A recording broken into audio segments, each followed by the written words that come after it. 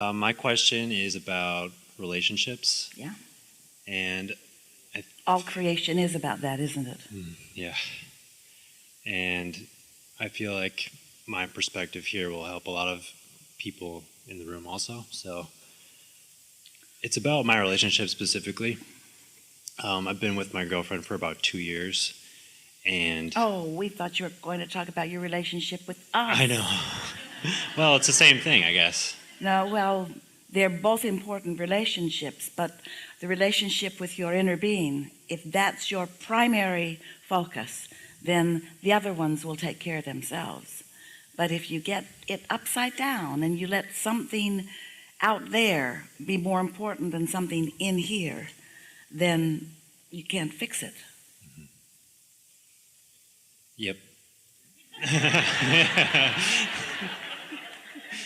Yeah, so I'm getting really good at like following my internal guidance system and discerning what makes me feel good. Feeling for impulse and following it, Yeah. and tuning yourself so you can feel it. hmm Yeah. And I really, really like my girlfriend. But like I feel bad that it will come to a point where like I'm gonna have to end the relationship and she'll be upset about it. So and I care about her, so I don't want to like, cut her off. So you're ending a relationship because you can't focus yourself into feeling good all the time and you're blaming her? No. Yeah. Oh, okay, all right.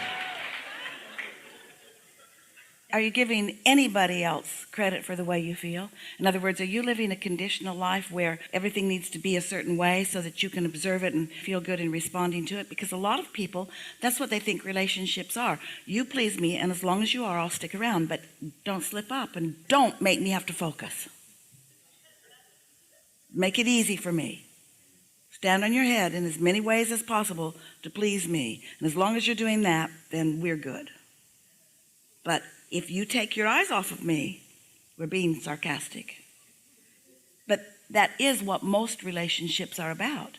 Please me and I'll stick around, and don't please me and I won't. And that's why we jumped in right in the beginning of this conversation to remind you that you have the capacity to stay in alignment.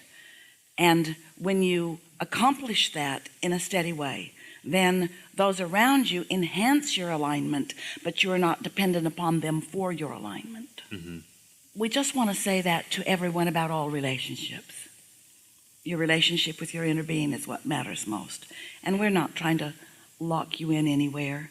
We just know that there is so much potential from right where you stand for connection and alignment and expansion.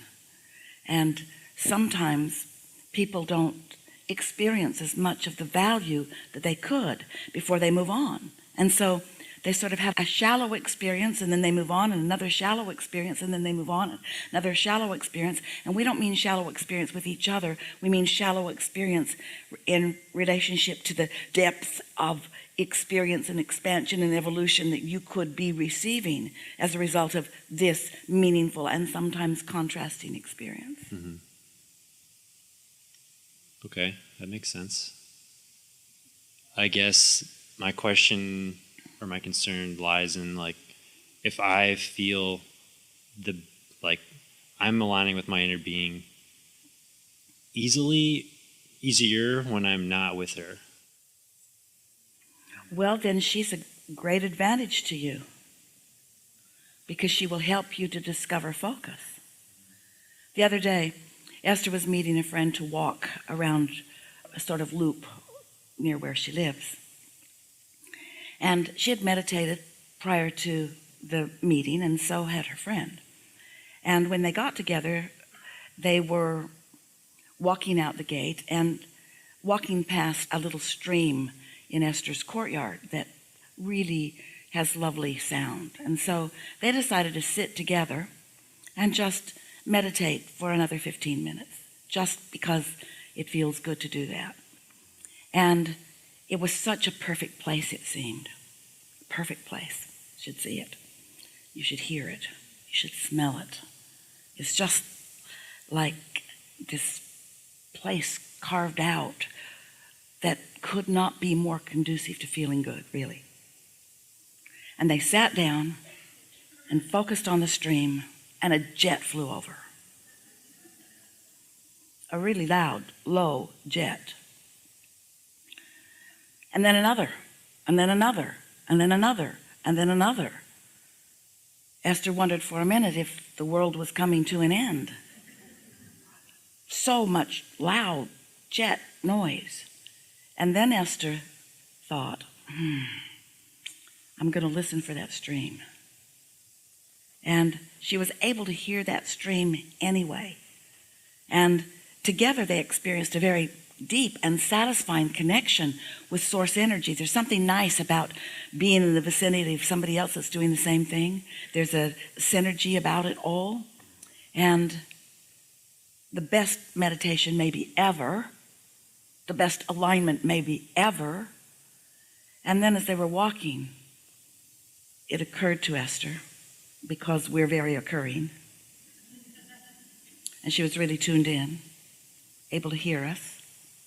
Esther said, when we're out in the world, it's not going to stand still for us.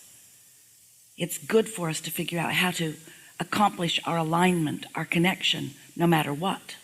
So sometimes you think, in terms of relationships, that the easy ones, the ones that just make it easy to feel good, are your greatest advantage, but that's not true. Those jets helped Esther to understand her ability to focus.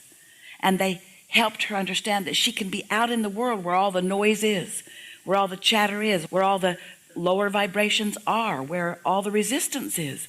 She doesn't have to hide behind walls and cloister herself in the little haven that she has created for herself. How boring that is. It is the most beautiful place on earth, and boring because there's so much out there. So we know you hear that. Yeah. There is such a strong tendency, and you're getting it with everything we've got, because you are a representative of what's going on in this room and on this planet, where so many people are living such conditional relationships and not taking responsibility for their own connection, primarily because the relationship has lured you away from your understanding that your connection is yours to make, your connection with Source. We would like it if all of you would say to those up closest to you, I want to love you and I want you to love me, and let's do as much of that as we can. But I am not going to be dependent upon any way that you feel about me. My feelings are going to be independent of everything like that, and completely focused upon the stream of my Source. I'm going to stay tuned in no matter what. And as I'm tuned in, I will find things about you to adore, even when you are ornery. I can focus upon the stream in you rather than the jet noise swirling around you. I have a quick question that's related.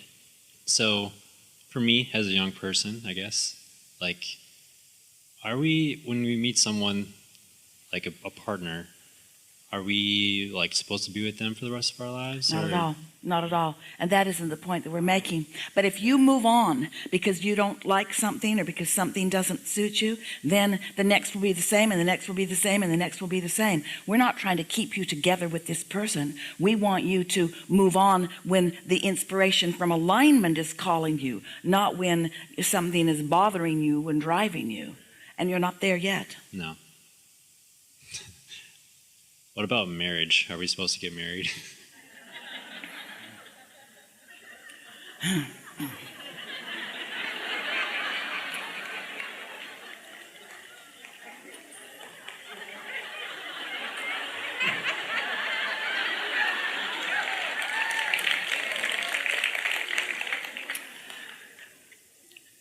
Before we answer that, and we will, it's important to focus upon what we have been talking about already, about being in the receiving mode and following the impulse. And the majority far and away the majority, almost all marriages come from the receiving mode of wanting to protect, wanting to commit, wanting to make a promise from a place of worry. In other words, think about those vows usually. No matter how bad you are, and no matter how bad I am, that's what they mean, whether that's what the words say or not. Until death do us part, we will stay together. And your inner being is saying, no, don't make that promise. What you want to say is, it is my powerful promise to you that I will strive in every moment of every day to find my alignment with who I really am, to tune in to all that I am, so that when I look at you, it's all of me appreciating you. That's my promise to you. I will do my best to give you all that I am, not for longevity, but for this moment in time. I'm going to tune in. I'm going to tap in. I'm going to line up with all that I am. And when I focus upon you, all of me is going to focus upon you, because I'm going to become a master of that alignment, because I want to live happily ever after. I want us to live happily ever after. That is a commitment, and whether there is paper and lawyers involved in it or not is irrelevant. Cool, thank you. I feel good. So, should we get married? Not necessarily. Should I be in alignment? Absolutely. Should I need you to be in alignment? Irrelevant. Oh, so my vows are, I'll be good and you can be bad and I'll stick around? Pretty much. Think about it. Didn't like it, did you? I'm going to tune into all that I am so that I have the capacity to find value everywhere I look.